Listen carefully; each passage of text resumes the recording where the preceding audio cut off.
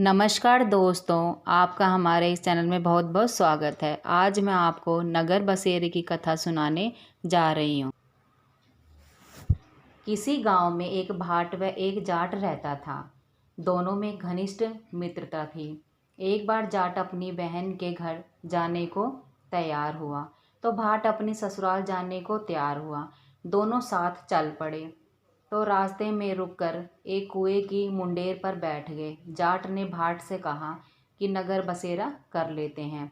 इस पर भाट बोला कि तू ही नगर बसेरा कर ले, मैं तो अपनी ससुराल जा रहा हूँ, वहाँ खूब खातिरदारी हुई मेरी, तू कर ले नगर बसेरा। जाट वही कुएं के पास बैठ पानी की घंटी और चावल का दाना लेकर नगर बसेरा करने लगा।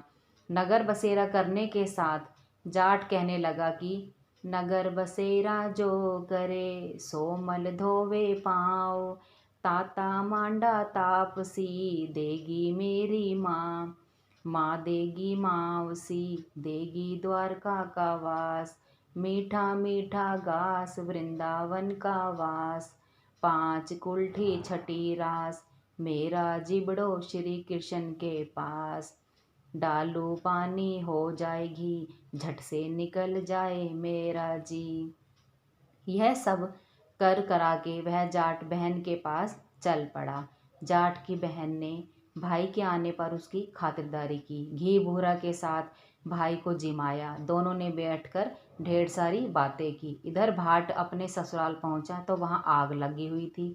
आग बुझाने वह भी लग गया, जिसमें हाथ मुंह भी काले हो गए और खुद भी थोड़ा झुलस गया। ना रोटी ना पानी के लिए ही किसी ने पूछा। एक पड़ोसन आई तो उसने भाट की सास को कहा कि जमाई आया है, जरा उसकी आवभगत भी कर लो। बुढ़िया बोली कि सब कुछ तो जल गया है, अब कहाँ से आवभगत करूं। तब पड़ोसन ने ही भाट को एक रोटी के साथ साथ छाछ दे दी। उसने वही खाकर गुजारा कर लिया। शाम को दोनों फिर घर की ओर चल पड़े और रास्ते में मिल गए और एक दूसरे का हाल पूछा। भाट बोला कि मेरी ससुराल में तो आग लगी हुई थी, आग बुझाते मैं खुद काला हो गया हूँ, ना रोटी मिली ना पानी। जाट बोला कि मेरी तो बहुत खातिरदारी हुई। फिर बोला कि मैंने कहा था ना कि नगर बसेरा कर ले, अब कर ले। लेकिन भाट ने फिर मना कर दिया।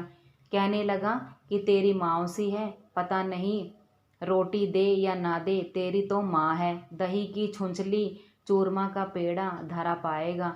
भाट ने फिर नगर बसेरा नहीं किया, जाट ने कर लिया। नगर बसेरा जो करे सो मल धोवे पाँव, ताता मांडा तापसी देगी मेरी माँ, माँ देगी मावसी देगी द्वारका का वास, मीठा मीठा घास वृंदावन का वास, पाँच कुल्ठी छठी रास मेरा जीवड़ो श्री कृष्ण के पास, डालू पानी हो जाए घी झट से निकल जाए मेरा जी।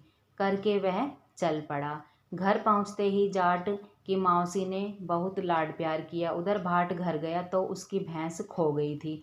बाप ने एक लाठी रखी तो दूसरी उठाए और कहने लगा कि ससुरा गया तो आग लगा दी, अब यहाँ आया तो भैंस खो दी।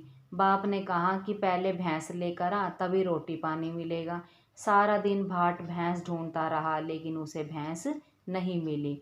जाट और भाट की मुलाकात फिर से बाजार में हो गई। जाट ने भाट के हालचाल पूछे तो भाट बोला कि आते ही भैंस खो गई, बस उसी दिन से भैंस ढूंढ रहा हूँ, रोटियों का तो पूछो ही मत। जाट ने कहा कि मैंने तो पहले ही कहा था कि नगर बसेरा कर ले। जाट की बात सुनकर भाट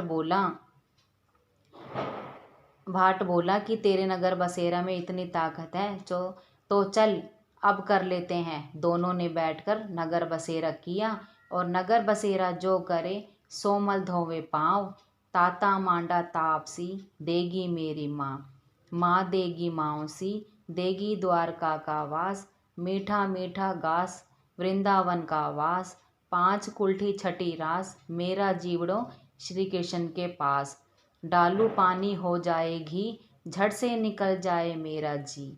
दोनों के नगर बसेरा करने पर भाट जैसे ही आगे बढ़ा तो उसकी खोई हुई भैंस मिल गई, जिसे लेकर घर पहुंचा। घर पहुंचते ही माँ ने कहा कि लड़के को आते ही घर से निकाल दिया। सारे दिन से ये भूखा प्यासा भटक रहा है। यह कहकर उसकी माँ ने उसको खूब खिलाया पिलाया। इस घटना के बाद सारे नगर में एक ढिंढोरा पिटवाया गया कि कार्तिक में सब कोई अपने पियर या सासरे आते जाते नगर बसेरा करे। जैसे भाट को नगर बसेरा करने का फल मिला, वैसे ही हर किसी को मिले। कहते सुनते हुकारा भरते सबको मिले। बोलो नगर बसेरा की जय। आपको हमारी ये वीडियो कैसी लगी? वीडियो को लाइक करें, शेयर करें और कमेंट में ज़रूर बताएं और सब्सक्राइब करना ना भूलें।